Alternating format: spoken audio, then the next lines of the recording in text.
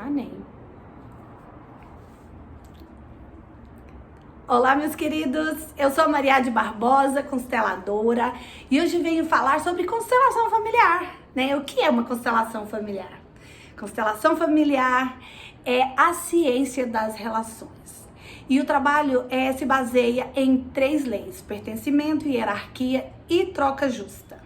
O pertencimento é o direito de pertencer ao sistema familiar, né? Isso incluindo os vivos, os mortos e os abortados. Então, assim, a minha família de origem é meu pai, minha mãe e meus irmãos.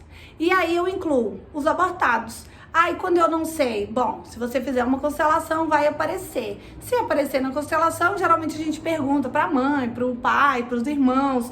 Se os pais já não estão na vida, eu pergunto para as pessoas que poderiam saber. E se ninguém pode me dar essa informação, eu incluo no meu coração e tá tudo certo. O importante é que eu inclua no meu coração, né? E que aquilo faça parte de mim. Então, família de origem é pai, mãe e irmãos. E aí eu coloco em ordem, né? Eu incluo todos, vivos, mortos e abortados. E ainda falando sobre essa primeira lei, né? A lei do pertencimento, eu olho para os relacionamentos. Nos relacionamentos, eu faço vínculo. Todas as vezes que eu me relaciono sexualmente com alguém, eu faço vínculo. Todas as vezes que eu, por exemplo, se eu fiz promessas de amor, promessas de casamento, noivado, faz parte. Se teve aborto com alguém, faz parte. Assassinatos, faz parte, cria vínculo. Estupros, abusos, fazem parte também.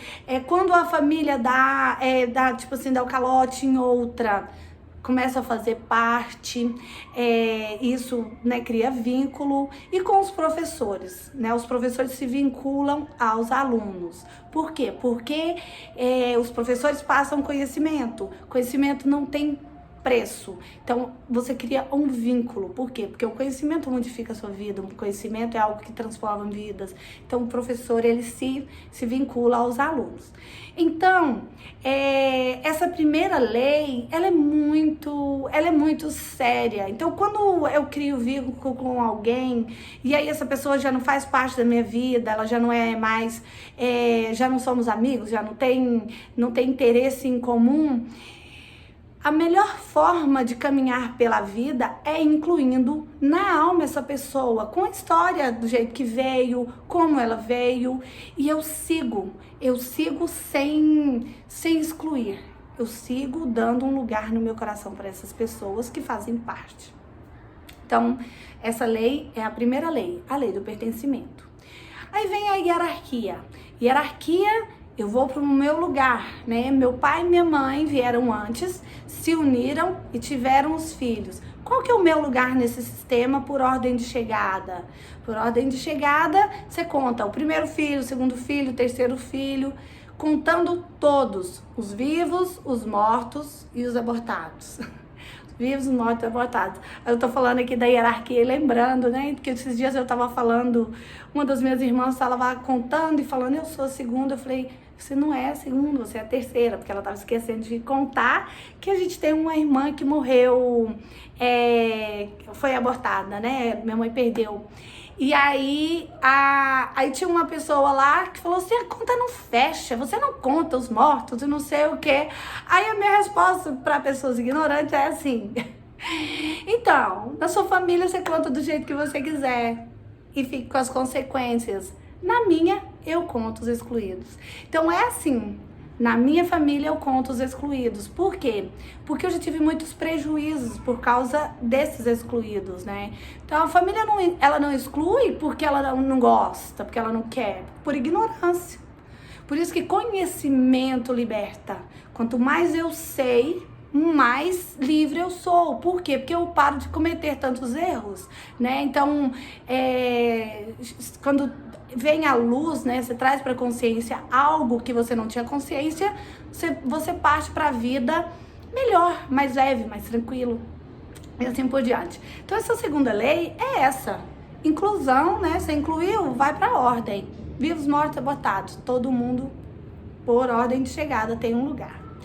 E para os relacionamentos também. Então, tem filhos fora do casamento? Conta esses filhos fora do casamento. Irmãos fora do casamento? Conta também nos seus devidos lugares, de acordo com a chegada ou né, às vezes não nasceu, mas naquele período que era, né, que houve o aborto ou que perdeu, aquela pessoa tem direito àquele lugar, ok? E na hierarquia, né, os pais são grandes, os filhos são pequenos. E os filhos recebem dos pais, passam para os filhos. A vida, né? Olha que bonito isso. E a terceira lei é a lei do equilíbrio entre o dar e o receber. Então, como é que eu vou me equilibrar, né? É quando eu vou para os relacionamentos, seja ele de negócio, de amizade, relacionamento amoroso, eu vou no meu lugar. Então, eu não quero ser mãe de ninguém, pai de ninguém, irmão de ninguém, salvar ninguém. Eu vou no meu lugar. Então, eu vou de igual para igual. Na troca. Se eu pago por um produto, eu recebo pelo que eu paguei, né? Então, quando nos relacionamentos amorosos, da mesma forma. Então, muitas das vezes, os relacionamentos amorosos dão errado por causa dessa desordem, né? Eu entro pro relacionamento não sabendo meu lugar e quero que o outro faça o que meu pai faria, o que meu irmão faria, o que minha mãe faria. E aí fica pesado para o outro, ele não consegue ficar, não consegue se ajustar e aí o negócio fica pesado. Uma outra coisa que acontece muito nos relacionamentos, que tem, assim, eu tenho muitos casos acontecendo agora no consultório, de mulheres que pagando para os homens fazerem cursos. Então, assim, obviamente são mulheres bem-sucedidas, que têm bons trabalhos e que se casam ou namoram com homens que não são tão bem-sucedidos assim. Então, na tentativa de igualar esse homem a ela, o que ela faz? Ela paga pelos estudos deles. E isso causa um prejuízo para a relação tremendo. Então, um homem, quando ele entra na vida de uma mulher, ele tem que entrar de igual para igual. Ela pode até ganhar mais, não tem problema. Mas ele tem que ser o homem da relação, porque senão ele perde todo o valor. E a relação, ela não vai para frente. Outra coisa, nem mulher paga para escola para homem, nem homem paga para mulher. Automaticamente, quando isso acontece, o relacionamento desaba. Por quê? Porque a pessoa que entra para um relacionamento, ela tem que estar no adulto. E no adulto, a pessoa que está no adulto dela, ela tem dinheiro para ela pagar pela própria educação, né? Ou o pai pagou. Algo assim, porque quem paga a educação da pessoa ou é o pai ou é a própria pessoa e não o cônjuge e não o namorado. Isso causa um desequilíbrio terrível. Outra coisa é o homem querer entrar na empresa de uma mulher, né, de igual para igual. É o começo do fim, é a destruição do relacionamento e muitas vezes da falência da empresa. Então, isso não não pode, não deve. Ou melhor, poder pode, mas as consequências vêm depois e são muito severas. Já vi de perto, né?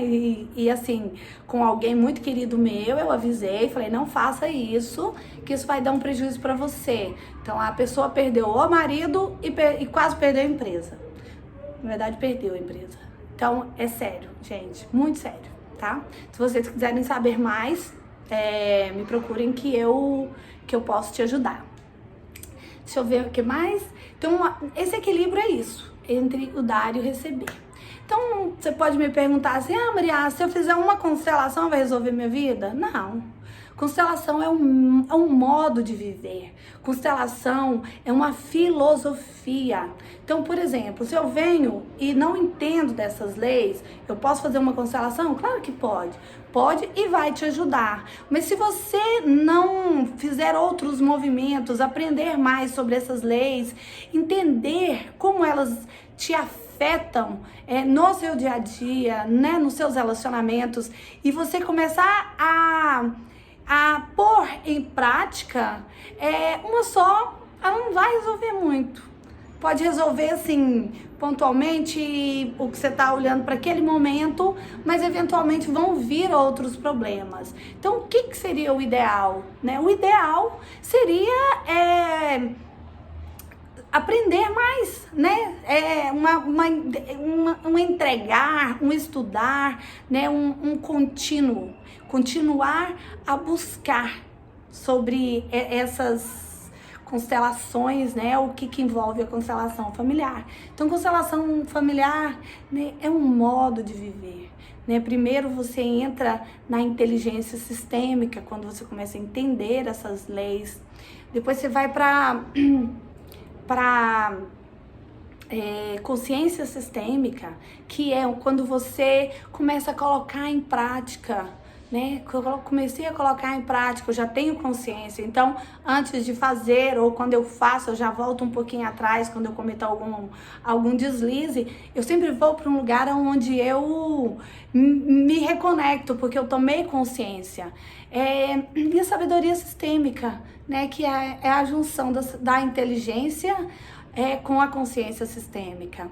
Então, isso tudo, gente, é para quê? Para que quando os tumultos acontecerem, eu não entro no tumulto, eu vou conseguir ficar sóbrio, eu vou conseguir ficar tranquilo. O turbilhão de emoções não me levam juntos. Por quê? Porque eu já tenho uma bagagem, uma sabedoria, um viver que me permite entender, né? Então, vai prevenir que as coisas aconteçam? Claro que não. Claro que não, quem tá vivo tá sujeito a todo dia acontecer coisas boas, coisas ruins, mas coisas difíceis, né? Por exemplo, agora nós estamos em pandemia.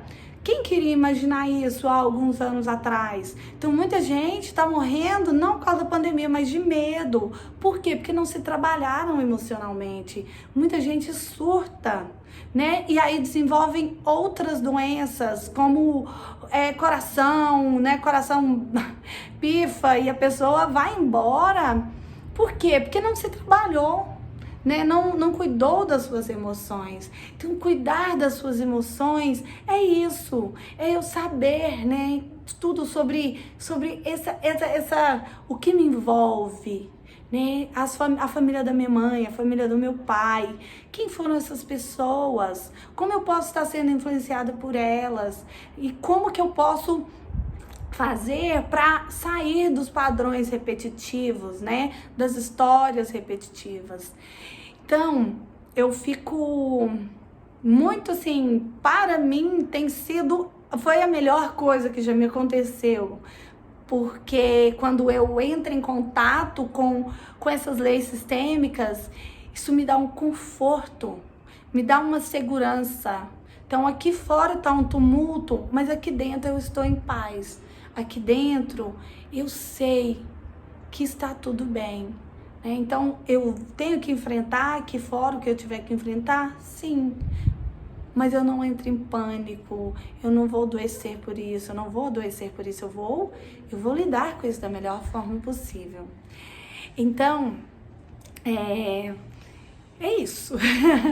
Eu gostaria de falar que como as constelações mudaram minha vida, quem sabe elas podem, né? Esse movimento, né? Essa sabedoria sistêmica pode mudar a sua também. Se você tiver alguma dúvida, eu tô aqui para te ajudar. Um grande abraço e até o próximo vídeo.